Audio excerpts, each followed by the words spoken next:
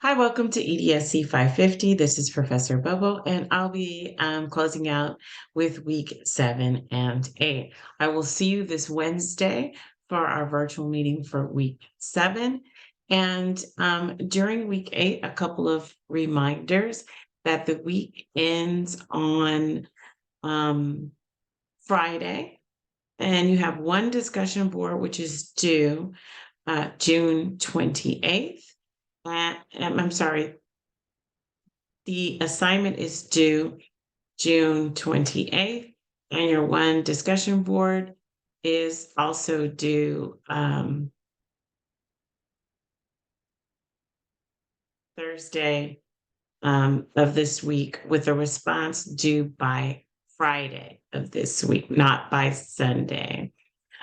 So just making sure that you complete your discussion board in a timely fashion. I will have grades in by Sunday on week 8. So those are just the final reminders. Okay. So you have for week 8, your closing the gap group assignment. Only one person will need to upload this particular assignment. So please remember, just one person upload the final assignment. And when I grade it, both parties will receive the grading for it. Okay. This week, I wanted to go over chapter 10 for week 8. And in chapter 10, we talked about motivating change. So we'll begin by talking about how to go about motivating change. All right. So in chapter 10, we're going to have criticism, and we will have challenges as far as how to motivate change, and we'll have criticism when it comes to equity, diversity, and inclusion. And here's a couple of things to remember: that the key is journey. To create positive change at our schools, we need to encourage and embrace a journey in diversity, equity, and inclusion. It shouldn't just have a one-stop destination or finish line, but we are consistently trying to address the needs of that group, that the group that is consistently marginalized. And that group changes depending on the school where you are. So we might need to make continual adjustments as to what is our marginalized population. And it's our responsibility as school counselors to consistently advocate for those students. We want to bring our parents and faculty and administrators and alumni together to begin on the same journey with us. So we need to point out that this is a marginalized group, and we need to start addressing those issues that we see, not only as a school, but as a community. We also need to remember that this is not a competitive race. There are no winners or losers, but that we're on a journey to create diversity and inclusion and equity for all. We also need to be aware that bias is not a dirty word. Regardless of race, gender, age, background, we all have biases. We are not trying to stop those thoughts that automatically happen in our head. They happen based on our experiences, our perceptions, and how we're treated in the various environments that we are part of. So we need to have discussions about them and stop and think about our biases. Are they true? Are they not true? Where does our information come from? Is it valid or not valid? Okay. So when we have discussions about it and we make it a normalized situation, instead of everyone feeling as though someone is saying something negative or racial, then we can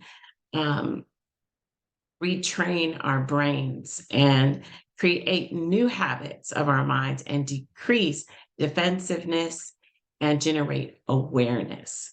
We don't want to have shaming because it reminds us and it will help us to cover up our thoughts and our behaviors. And we want to have an open, honest conversation so that we can um, have a good transference, or I mean, I'm sorry, a good interpretation of what is happening and what we said and what our thoughts and what our actions were when we did what we did.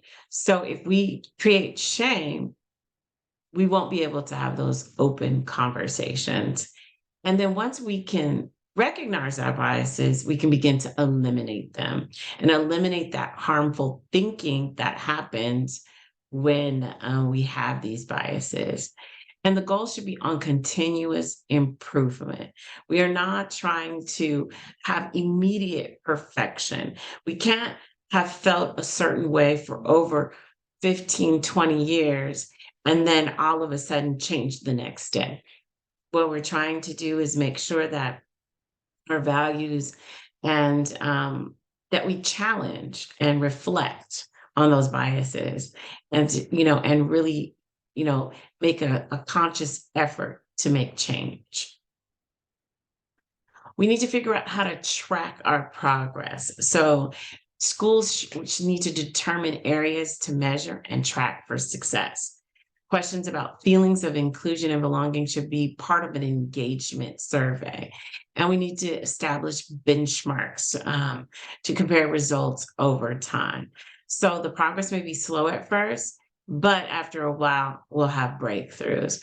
One of the main things that we're focusing on at my school for diversity, equity, and inclusion is including those students with disabilities or special needs or differences in upbringing and culture, especially with behavior. Because as we notice, many of our students come in with maybe different behavior that is opposite of what we've looked for school. And in the past, students would come in, you'd model, and that average student would pick up on the modeling.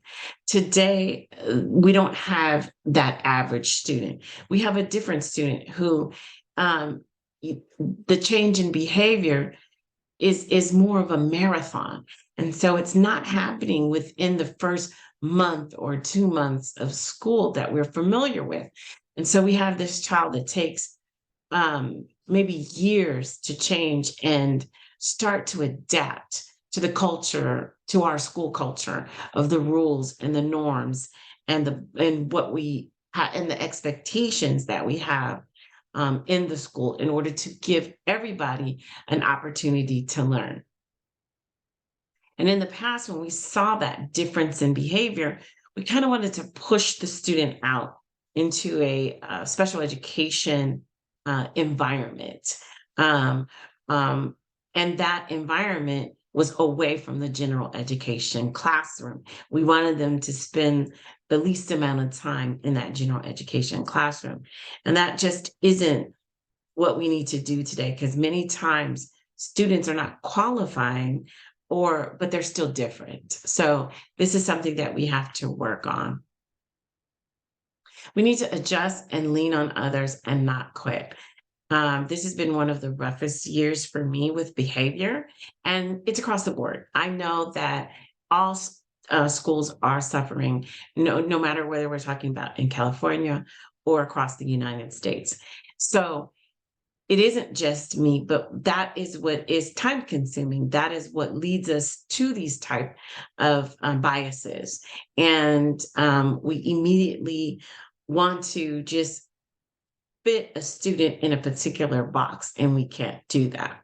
So we're going to have skeptics. People will not believe that it's possible for that child to change by remaining in that behavioral child to change by remaining in the general education classroom. But data shows that they will. The more that they are around people that you want them to be like, the more you're going to experience change, and change in the more positive behaviors where they'll understand how school is supposed to be. And it takes time because many times we're getting the negative reinforcement in the other environments that they experience. Um, you might get your best ideas from the harshest critics, okay? So we need to, make sure that we don't quit. Even when someone is really harsh on us or we feel like someone is blaming us, that's where you might have a great idea. You reflect on what they said, you don't take it personal, and that's where the change is created, either in your counseling group or in a classroom or with classroom management. That's where you'll see improvement. We need to recognize that our children are watching and they want to learn. And we teach them by cultivating and appreciating diversity and striving for equity and creating social spaces where everyone feels included. Um, our journey down this DEI road will have detours, but every step that our school takes will be invaluable to our children and the futures, if we take that first step now. So, just recapping, who are our diverse learners? There are students from different ethnic and cultural backgrounds. There are students with English as a second language, students with various learning difficulties, students with disabilities, students coming from families with low socioeconomic status, students with different learning styles, gender differences, and our LGBTQ and AI students. So, how do we motivate diverse students through the different learning theories? And I'm going to talk a little bit about this so we can kind of go back into our theories that we studied as counselors. So, for the behaviorist approach in teaching diverse students understands that the student's behavior is determined by their environment. And that's why I said earlier, we really, really want our students to feel included. If they are around the students that we want, that are behaving appropriately and for our social norms, that's where they're going to learn the most. Okay. They would incorporate natural environments of the students into their classrooms. The teachers would learn about the students' backgrounds, and we would do the same. We would also speak to the parents and have them share stories about one-on-one interactions. And we would incorporate parts of their communities into classrooms in order for the students to feel like they're in a familiar environment. And they'll be more motivated to come to school because they'll feel comfortable in that community that understands diversity. For the cognitism theory, a cognitivist believes that factors like previous experiences influence our learning. And this learning theory is states that meaningful learning is extremely important. The teacher needs to teach their students according to previous knowledge and attempt to make learning as meaningful and as relevant as possible. In order to do this in a successful way, the teacher has to understand that every student um, does not have the same background knowledge and is not familiar with the same norms. Meaningful learning must incorporate a variety of students' cultural learning styles and values. We have to ask students questions about themselves, encourage them to include their own personal experiences in their work, and create lessons that allow the student to come to conclusions based on their background, knowledge, and experiences in their own lives. The constructivism theory. This is a learning theory that that encourages social interaction to create meaning among learners. And it is the very social theory that involves a lot of participation and communication. To motivate that diverse student through this learning theory, we need to share with one another our own experiences in a way of creating tolerance and acceptance in our classrooms. And this learning theory incorporates prior knowledge, cultural factors, and learning context. And having students talk amongst one another about their backgrounds and how they're relevant to what is being taught.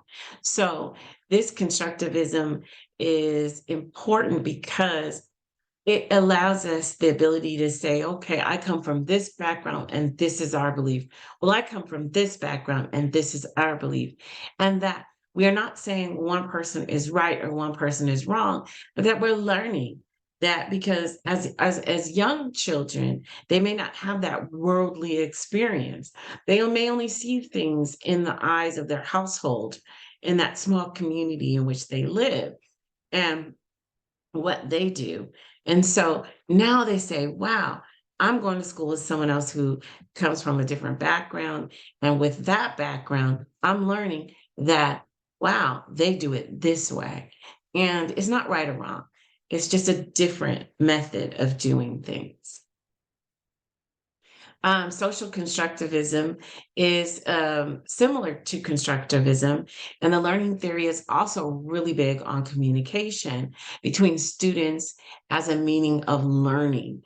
Social constructivism employs the use of experts to drive learning through social interactions to the learning goals itself. It allows students to take turns being the expert in their group and encouraging diversity in the classroom. As the students are experts, they would share their own background knowledge with their peers. And students become motivated to be the expert and have the peers listen and care about their personal experiences through learning. It encourages a practicum type of setting in order for students to learn, and they can achieve hands-on learning by attending a place of their choice in the community. And they'll feel motivated to learn in a setting that reflects their own diversity. Additional ways to promote diversity, equity, and inclusion in the workplace: be aware of our unconscious biases. And like we stated earlier, bias is not a bad word. It's just being aware of it and knowing how to self reflect and how to challenge them and start to create new thoughts. Communicate the importance of managing the biases, uh, promoting equity, and developing strategies and training programs. Um, Acknowledging holidays of all cultures, making it easy for people to participate in employee resource groups, mixing up your teams, facilitating ongoing feedback, accessing community policies, and tracking progress over extended periods of time. So, not only are we talking about for the children, but we're also talking about for ourselves. We are employees of a school district. And if our school district itself is not promoting diversity, equity, inclusion, then we're not challenging and we're not making sure that we are modeling diversity, equity, and inclusion. All right.